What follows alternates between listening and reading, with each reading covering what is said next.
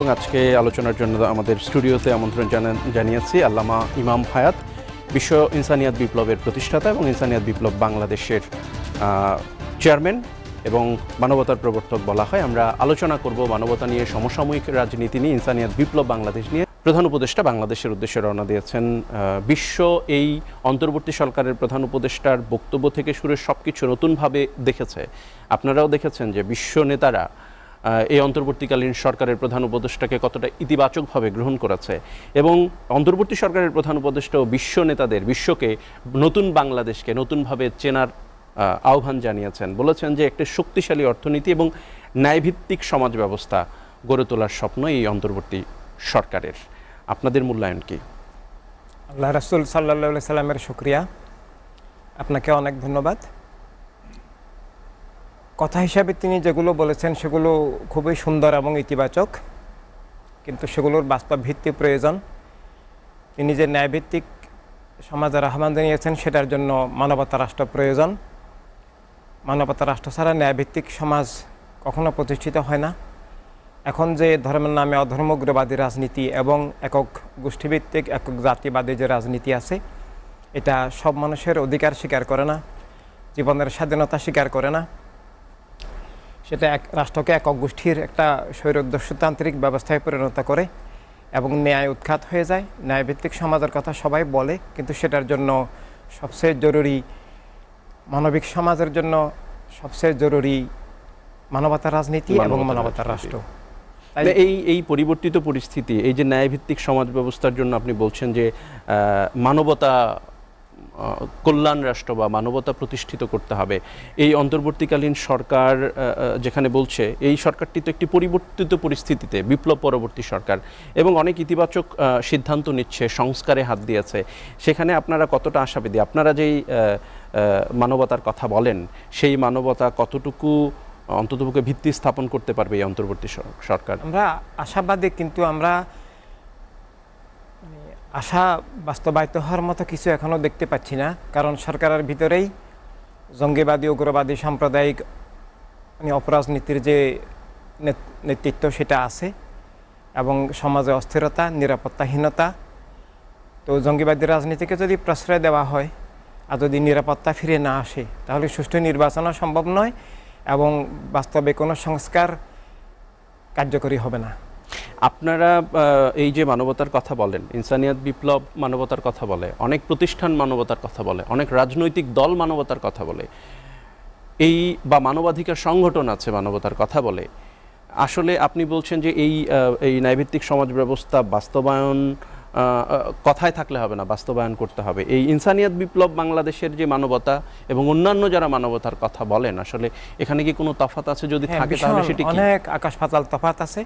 তারা মানবতা বলতে মানুষকে ত্রাণ বা কিছু দয়া করা, করুণা করা, এগুলো বুঝান। এগুলো ভালো কাজ, কিন্তু আমরা মানবতা বলতে যেটা বোঝাচ্ছি সেটা প্রথমত হচ্ছে মানবিক মানুষ, মানবতার সমাজ, মানবতার রাজনীতি এবং মানবতার রাষ্ট্র। মানবতা বিরোধী রাজনীতি যদি সমাজে কার্যকর থাকে, রাষ্ট্র যদি মানবিক না হয়, সব মানুষের অধিকার স্বাধীনতা ভিত্তিক না হয়, তাহলে মানবতা একেবারে অলিক, একেবারে ধোঁকা, একেবারে প্রহসন হয়ে দাঁড়ায়। সেখানে মানুষ যার যার বিশ্বাস নিয়ে চলতে পারে না, রাষ্ট্রের হক সবাই পায় না, সেখানে একক গোষ্ঠীর দস্যুতা কায়েম হয়, খুনজুলুম, অবিচার, পাশবতা কায়েম থাকে, তখন মানবতা ধ্বংস হয়।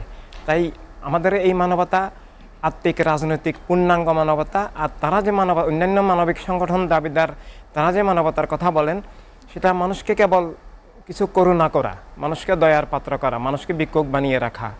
আমরা মানবতার অর্থনীতির মাধ্যমে সব মানুষ যেন আল্লাহ রাসূল সাল্লাল্লাহু আলাইহি সাল্লাম প্রদত্ত জীবনের অধিকার, সম্পদের উপরে মালিকানা পায়, আমরা সেই পূর্ণাঙ্গ মানবতার কথা বলছি।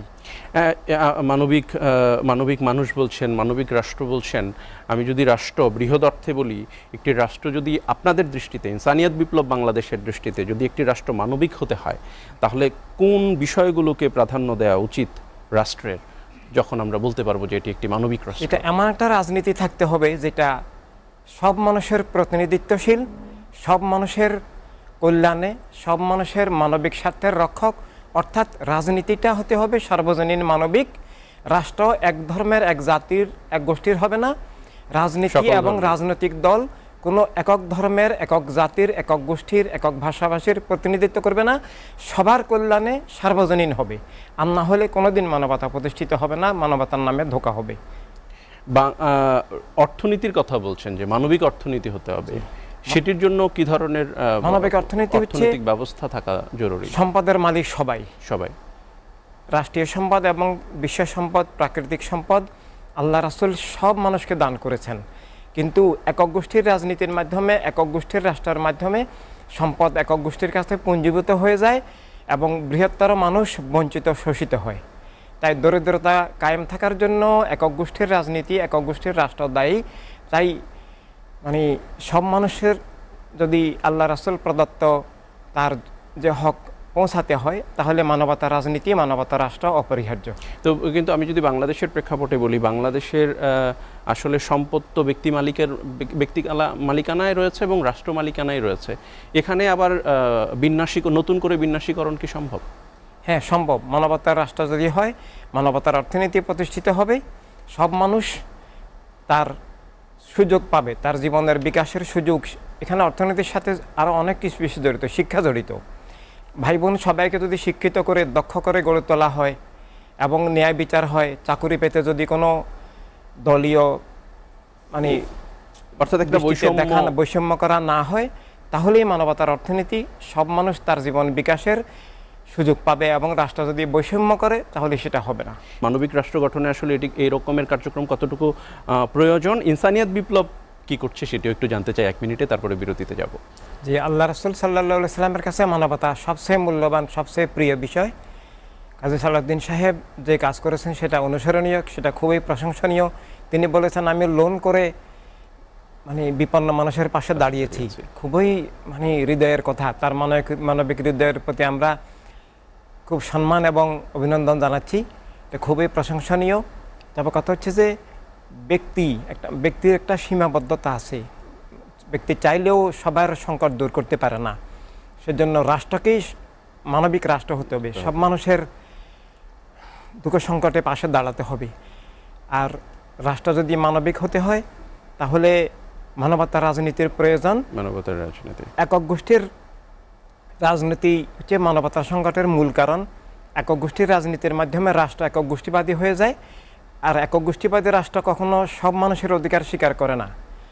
রাষ্ট্রের মালিক সবাই এটা স্বীকার করে না, মুখে বললেও সেটা কার্যকর করে না। রাষ্ট্রের মালিক সবাই এটি নিশ্চিত করতে হবে মানবিক রাষ্ট্র। আর এটা নিশ্চিত করতে হলে একক গোষ্ঠীর রাজনীতি, একক ধর্মের নামে একক জাতীয়বাদী রাজনীতিকে সাংবিধানিকভাবে নিষিদ্ধ করতে হবে। ধন্যবাদ আপনার। একক গোষ্ঠীভিত্তিক রাজনীতিকে নিষিদ্ধ করতে হবে এবং আপনারা বলছেন যে ধর্মভিত্তিক রাষ্ট্রেরও বিরোধিতা করছে ইনসানিয়াত বিপ্লব বাংলাদেশ। আপনি মানবতার রাজনীতি প্রবক্তা হিসেবে আপনি ইনসানিয়াত বিপ্লব বাংলাদেশের প্রতিষ্ঠাতা এবং আলেম হিসেবে ইসলামের মূল ধারা রক্ষার চেষ্টা করে যাচ্ছেন। আপনি ইসলামের নামে চলমান ধারার দলগুলো বিরোধিতা করছেন, সেটি কেন? এবং যেটি বলছে যে একক গোষ্ঠীর রাজনীতির বিরোধিতা করছেন, একক ধর্মের রাষ্ট্রেরও বিরোধিতা করছে ইনসানিয়াত বিপ্লব বাংলাদেশ কেন? ধন্যবাদ আপনাকে সুন্দর প্রশ্ন করার জন্য। ইসলাম আল্লাহ তাআলার প্রেরিত জীবনের দিন।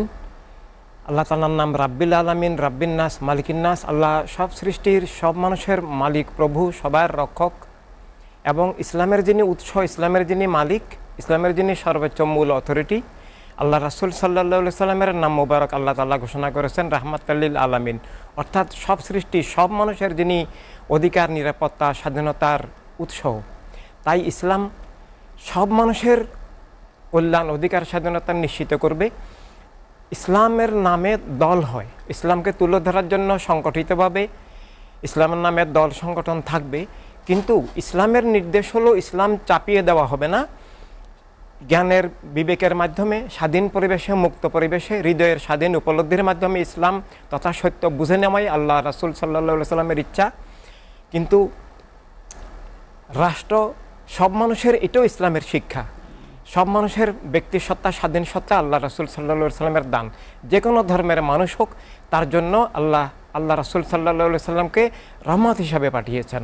তাই ইসলাম সব মানুষের অধিকার, স্বাধীনতা, নিরাপত্তা, যার যার বিশ্বাস আদর্শ নিয়ে চলার নিরাপত্তা, সম্পদের উপরে সবার হক, সবার জীবনের নিরাপত্তা, স্বাধীনতা নিশ্চিত করে। কিন্তু রাষ্ট্র যখন এক ধর্মের হয়ে যায়, তখন আসলে ধর্মটা ক্ষমতাসীন গোষ্ঠীর মতবাদের হাতিয়ার হিসেবে কাজ করে। তাই ইসলামের নামে দল হয়, কিন্তু ইসলামের নামে রাজনৈতিক দল নিষিদ্ধ। কারণ রাষ্ট্র কেবল একক ধর্মভিত্তিক বা ইসলামের নামে হবে না, ইসলাম চাপিয়ে দেওয়ার ধর্ম নয়। তাই রাষ্ট্র যেহেতু ইসলামের শিক্ষা এই যে সার্বজনীন হবে, সব ধর্মের মানুষ হিসেবে সমান মর্যাদা, অধিকার, নিরাপত্তার, স্বাধীনতার অধিকারী হবে, তাই ইসলামের নামে রাষ্ট্র ইসলামের নিষিদ্ধ। ইসলামের নামে রাষ্ট্র হলে ক্ষমতাসীন গোষ্ঠীর মতবাদেই ইসলামের নামে চাপিয়ে দেওয়া হয়। আসল ইসলাম, জ্ঞানের ইসলাম, দলিলের ইসলাম, স্বাধীন ইসলাম উৎখাত, ধ্বংস, রুদ্ধ হয়ে যায়। আজকে আমরা দুনিয়াতে সেটার নজির হিসাবে ইরানে শিয়াবাদ ইসলামের নামে একটা ধোঁকা, আল আরবে সৌদি গোত্রবাদ, ওয়াহাবিবাদকে ইসলামের নামে চাপিয়ে দিচ্ছে। আফগানিস্তানের তালেবানরা তাদের ভয়ঙ্কর মানবতা বিরোধী মতবাদকে ইসলামের নামে চাপিয়ে দিচ্ছে। সেখানে উগ্রবাদের উত্থান হচ্ছে, জঙ্গিবাদের উত্থান হচ্ছে, ইসলামের নামে খুন খারাপি হচ্ছে, ইসলাম কলঙ্কিত হচ্ছে। তাই ইসলামের নামে রাজনৈতিক দল এবং ইসলামের নামে রাষ্ট্র তথা ইসলাম চাপিয়ে দেওয়া নিষিদ্ধ। কারণ রাজনীতির মূল সংজ্ঞাতেই আসতে হবে রাষ্ট্র সবার, এক ধর্মের এক জাতির নয়। তাই ইসলাম বা কোনো ধর্মের নামে রাজনৈতিক দল বা রাষ্ট্র হতে পারে না। রাষ্ট্রের মালিক প্রতিটি মানুষ, এটা আল্লাহ রাসূল সাল্লাল্লাহু আলাইহি সাল্লামের দান। আর সেটা কার্যকর করার পদ্ধতির নাম মানবতা রাজনীতি, এবং সেই রাষ্ট্রের নাম মানবতা রাষ্ট্র, সব মানুষের রাষ্ট্র, একক ধর্মের একক জাতির নয়। এই যে ধর্মের নামে অধর্ম বা উগ্রবাদের কথা আপনারা বলে থাকেন, এই উগ্রবাদ বলতে আপনারা আসলে কি বোঝাচ্ছেন, কাদেরকে বোঝাচ্ছেন? এই উগ্রবাদ বলতে প্রথমত ইসলাম এবং অন্যান্য ধর্মের নামে যে অপরাজনীতি, দস্যুতান্ত্রিক রাজনীতি এবং রাষ্ট্র, যেটা আজকে ইসরায়েল ইহুদি রাষ্ট্র খুন জুলুম করছে, রাম রাষ্ট্র, বৌদ্ধ রাষ্ট্র, খ্রিস্টান রাষ্ট্র, তালেবান রাষ্ট্র, শিয়া রাষ্ট্র, ওয়াহাবি রাষ্ট্র, সালাফি রাষ্ট্র, বাংলাদেশেও আমরা সেটার প্রাদুর্ভাব দেখতে পাচ্ছি। যে যেমন জামাত ইসলাম একটা দল হইতে পারে, কিন্তু রাজনৈতিক দল অর্থাৎ ধর্মরাষ্ট্র কায়েম করার যে ইসলামের নামে রাষ্ট্র, এটা ইসলামের নামে ধোঁকা, প্রতারণা, ইসলামকে চাপিয়ে দেওয়ার চেষ্টা। আর তাদের মতবাদটাও আসলে সেটা তাদের নিজস্ব মতবাদ, মওদুদিবাদ নামে একটা মতবাদ। ইসলামের নামে তিনি তাদের কোনো একটা ব্যক্তির মতবাদ চাপিয়ে দিতে পারেন না। এটি নিয়ে যখন কথা হচ্ছে, আমরা যদি এখানে বলি যে আপনি বলছেন যে কোনো রাজনৈতিক, ধর্মীয় কোনো রাজনৈতিক দল হতে পারে না। এখন বাংলাদেশে একটি জিনিস খুব আলোচনা হচ্ছে, সেটি হচ্ছে এই জুলাই বিপ্লবের পরে এসে ছাত্র রাজনীতি, দলীয় লেজুরবৃত্তি ছাত্র রাজনীতি আমরা যেটিকে বলছি, ছাত্রলীগ, ছাত্রদল, ইসলামী ছাত্র শিবির, জামাতের ছাত্র রাজনীতি, এটিকে আপনি কিভাবে ব্যাখ্যা করবেন? এই যে ছাত্র রাজনীতি, দলীয় লেজুরবৃত্তির ছাত্র রাজনীতি। রাজনীতি আসলে জীবনের নীতি। আমার জীবনের পথ পদ্ধতি, আমার জীবনকে কে নিয়ন্ত্রণ করবে, আমার রাষ্ট্র, সমাজ ব্যবস্থা, আমার শিক্ষা সংস্কৃতি কে নিয়ন্ত্রণ করবে, সেটাই আসলে রাজনীতি। রাজনীতি আর মানব জীবন অবিচ্ছেদ্য বিষয়। তবে রাজনীতির নামে কুরাজনীতি, অপরাজনীতি আছে, ধর্মের নামে, জাতীয়তাবাদের নামে। তো মানবাধিকারের যে রাজনীতি, ধর্মের মূল্যবোধ ভিত্তিক যে রাজনীতি, সেটা আমার প্রয়োজন। এবং যে রাজনীতি আমার বিশ্বাস আদর্শ নিষিদ্ধ করে, আমার অধিকার স্বাধীনতা হরণ করে, সেটা মানবতা বিরোধী, জীবন বিরোধী, ধর্ম বিরোধী অপরাজনীতি। যদিও ধর্মের নামে বা স্বাধীনতার নামে সেটা চাপিয়ে দেওয়া হয়। তাই প্রত্যেক মানুষ রাজনীতি সচেতন হবেই। দেশ রাষ্ট্রের ব্যাপারে, নাগরিকত্বের ব্যাপারে, অধিকার স্বাধীনতার ব্যাপারে সচেতন হবে, অন্যায় মিথ্যা জুলুমের বিরুদ্ধে সচেতন থাকবে, প্রতিবাদী থাকবে।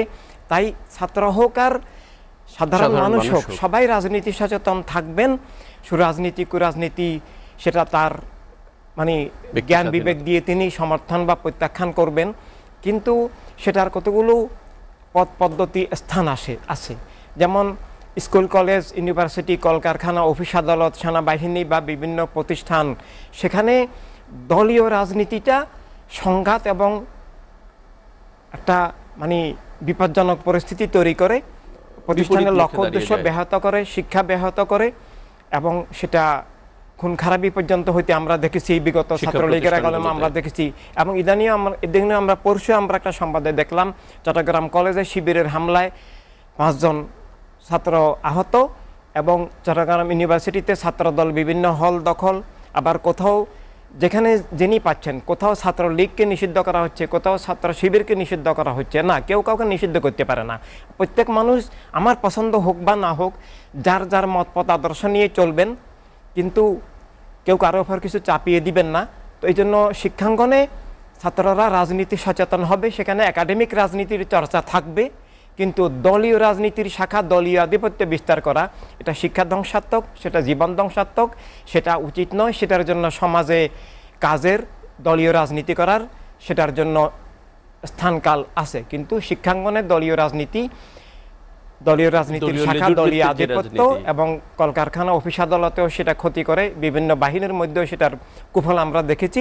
সেটা অবশ্যই নিষিদ্ধ করা উচিত। প্রতিষ্ঠানগুলোতে যে দলীয়করণ সেটি শুধুমাত্র বিশ্ববিদ্যালয়ে না, বিভিন্ন সরকারি দপ্তর, প্রশাসনিক পর্যায়ে আমরা দেখি যে দলীয়করণটা হয়ে থাকে। সেটি নিয়ে আলোচনা করব আমরা দ্বিতীয়।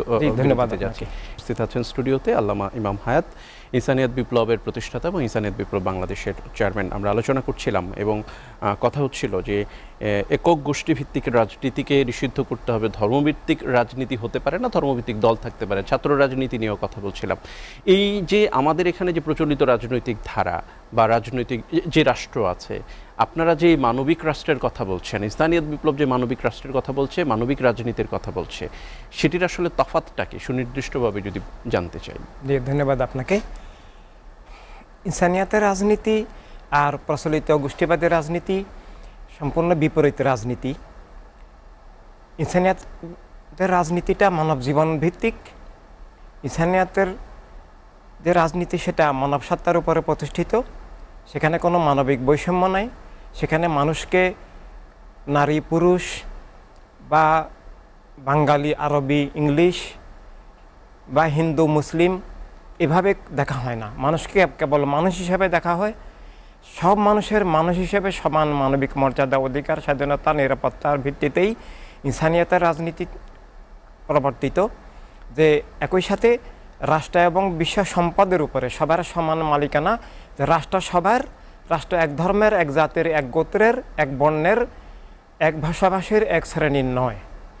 আর প্রচলিত রাজনীতি হচ্ছে একক ধর্ম নামে রাজনীতিগুলো একক ধর্ম রাষ্ট্র, একক ধর্মকে চাপিয়ে দিয়ে অন্যান্য ধর্মের লোকদের বিশ্বাস আদর্শ নিষিদ্ধ করা, তাদেরকে বঞ্চিত রাখা, তাদের মধ্যে মানে বৈষম্য সৃষ্টি করা, তাদের অধিকার হরণ করা, সেটা ইসলামে এবং অন্যান্য ধর্মের নামেও এগুলো চলছে।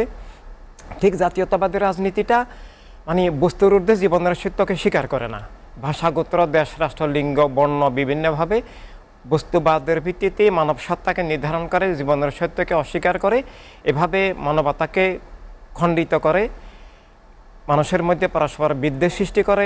এভাবে তাদের রাজনীতিটা মানবতা বিরোধী রাজনীতি, মানবিক বৈষম্যের উপরে প্রতিষ্ঠিত, মানুষের মধ্যে পারস্পরিক বিদ্বেষ তৈরি করে, ভাষাগত, বর্ণগত, শ্রেণীগত বিদ্বেষ তৈরি করে, পৃথিবীতে খুন খারাপি, অবিচার, জুলুম তৈরি করে, সম্পদের প্রবাহ রুদ্ধ করে, জীবনের প্রবাহ রুদ্ধ করে, জ্ঞানের প্রবাহ রুদ্ধ করে এবং তাদের মতবাদকে চাপিয়ে দেয়। এটা ধর্মের নামে রাজনীতির বৈশিষ্ট্য, একই সাথে জাতীয়তাবাদী রাজনীতিরও বৈশিষ্ট্য। এখান থেকে মুক্তির জন্য মানবতা রাজনীতি, যে রাষ্ট্র সবার, সম্পদ সবার, দুনিয়া সবার, সব মানুষ তার বিশ্বাস আদর্শ নিয়ে চলবে, সত্য আর জ্ঞানের মুক্ত প্রবাহ থাকবে, কারো উপর কারো প্রাধান্য থাকবে না এবং কেউ কারো উপর কিছু চাপিয়ে দিবে না। সরকার বা রাষ্ট্র হবে সব মানুষের কল্যাণে, সব মানুষের সেবায়, সব মানুষের নিরাপত্তা রক্ষায়, প্রভু হিসেবে থাকবে না। তাই ইনসানিয়াতের রাজনীতি হচ্ছে সব মানুষের জীবনের অধিকার, স্বাধীনতার রাজনীতি। আর বিপরীত একক গোষ্ঠীবাদী রাজনীতি হচ্ছে জীবন স্বাধীনতাকে রুদ্ধ করা, হরণ করা এবং খুন, জুলুম, অবিচারকে, শোষণকে, পাশবতাকে কায়েম রাখা। পৃথিবীতে মানবতার সংকটের মূলেই আছে একক গোষ্ঠীবাদী রাজনীতি। মানুষকে মানুষ বানাতে হলে অমানুষ যেন তৈরি না হয়। যিনি সব মানুষের অধিকার স্বীকার করেন তিনি মানুষ, এবং যিনি নিজের অধিকার চাপিয়ে দেন, নিজের মতবাদ চাপিয়ে দেন, অন্যের অধিকার অস্বীকার করেন, তিনি মানুষ নন। এবং যিনি স্রষ্টার নামে জীবনের সত্যকে অস্বীকার করে বস্তুবাদী চেতনা মানুষের উপর চাপিয়ে দেন, ধর্মের নামে মতবাদ চাপিয়ে দেন, তিনি আসলে মানুষ নামের অযোগ্য নন, তিনি মানবতার শত্রু, অমানুষ। আমরা এই মানবতার মানবিক রাষ্ট্র গঠনের জন্য ইনসানিয়াত বিপ্লব গত 15 বছর ধরে আন্দোলন করে যাচ্ছে। এই যে জুলাই বিপ্লবে, বৈষম্য বিরোধী ছাত্র আন্দোলনের সাথেও ইনসানিয়াত বিপ্লব প্রত্যক্ষ অংশগ্রহণ করেছে, আন্দোলন করেছে। ইনসানিয়াত বিপ্লব নানা প্রতিকূলতার মধ্য দিয়ে আন্দোলন করেছে, জেল জুলুমের শিকার হয়েছেন। আপনারা দাবি করেছেন যে সেনাবাহিনীর তত্ত্বাবধানে একটি অন্তর্বর্তীকালীন সরকার আসুক, একটা সুষ্ঠু নির্বাচন হোক। হ্যাঁ, একটা সুষ্ঠু নির্বাচন হোক। আপনাদের সেই দাবির প্রাথমিক ধাপ যদি বলি, অন্তর্বর্তীকালীন সরকার এসছে, আপনারা চেয়েছিলেন একটা লম্বা সময় সেই অন্তর্বর্তীকালীন সরকার থাকুক, সেটিও অনেকটা নিশ্চিত যে একটি যৌক্তিক সময়ে অন্তর্বর্তীকালীন সরকার থাকবে। আপনারা চাচ্ছেন রাষ্ট্র সংস্কার, সেই সংস্কার যেটি বলছেন নির্বাচন, একটা সুষ্ঠু নির্বাচন। সংস্কার এবং নির্বাচন এই দুটো বিষয়কে সামনে রেখেই অন্তর্বর্তীকালীন সরকার সামনের দিকে এগিয়ে যাচ্ছে। এই জায়গায় ইনসানিয়াত বিপ্লব বাংলাদেশের অবস্থান কি? বিগত প্রহসনের নির্বাচনে যে একটা গণতন্ত্র হত্যাকারী, মানুষের নাগরিকত্ব হরণকারী একটা স্বৈরতান্ত্রিক দস্যু সরকার ছিল, সেটা দূর হয়েছে। সেটা মানবতা রাজনীতির জন্য, দেশে গণতন্ত্র প্রতিষ্ঠিত হওয়ার জন্য একটা বিরাট সুযোগ এসেছে। কিন্তু সেটা ব্যর্থ হয়ে যেতে পারে যদি নিরাপদ নির্বাচনের একটা সুযোগ না থাকে। তো বর্তমান অন্তর্বর্তী সরকারের প্রধান এবং মূল দায়িত্ব হলো আগামী নির্বাচন যেন নিরাপদ হয়, সবাই যেন নিরাপদে ভোট দিতে পারেন, ভোট কেন্দ্রে যেতে পারেন, এবং এর আগে আমরা সব দলগুলো যেন নিরাপদে নিজের মত পথ আদর্শ তুলে ধরতে পারি এবং ভোট কেন্দ্রে সুষ্ঠু নিরাপদ পরিবেশ যেন বজায় থাকে, ভোট গণনা থেকে পরবর্তী অবস্থান পর্যন্ত যেন সেটা সুষ্ঠু পরিবেশ থাকে। আর সেটার জন্য এখন থেকেই পরিবেশ তৈরি করতে হবে। এই যে বর্তমান অন্তর্বর্তীকালীন সরকার নির্বাচন ব্যবস্থা সংস্কার করতে যাচ্ছে, নির্বাচন ব্যবস্থা সংস্কার, নির্বাচন কমিশনের সংস্কার, দুর্নীতি দমন কমিশনের সংস্কার, বিচার বিভাগের সংস্কার করার জন্য কমিশন গঠন করে দিয়েছেন। আগামী মাসের 1 তারিখ থেকে কমিশন কাজ শুরু করবে, 3 মাস পরে সেটির প্রতিবেদন রিপোর্ট আসবে এবং তারপরে সংস্কার কার্যক্রম হাতে নেবে।